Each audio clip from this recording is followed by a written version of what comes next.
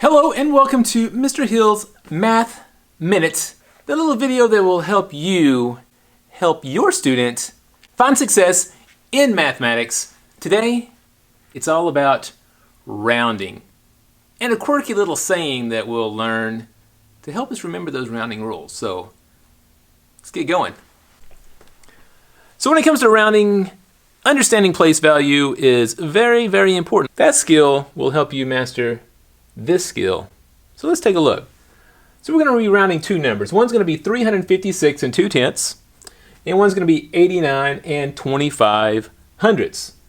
Our instructions are to round to the ones and round to the tenths. So it's going to be crucial that we know where those places are. Without knowing where those places are, we don't know where to start. Let's underline the number that's in those places. So the first number, round to the ones. I know that, looking at the decimal, 1 to the left is going to be the ones place. I'm going to underline that 6.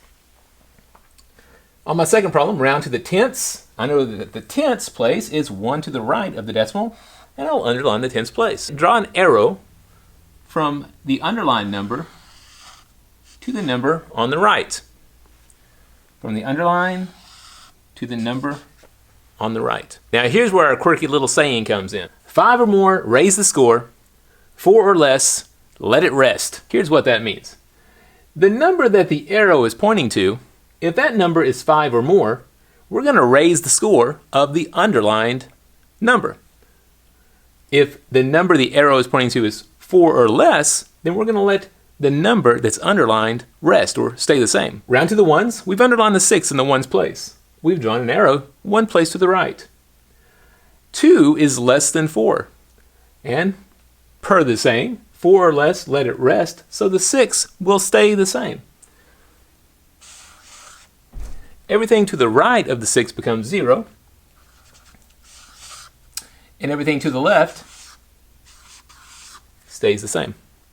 So 356 and 2/10 rounded to the ones place is 356. Let's see what the bottom one does. 89 and 25 hundredths, round to the tenths. I underlined the 2's in the tenths place, arrow over.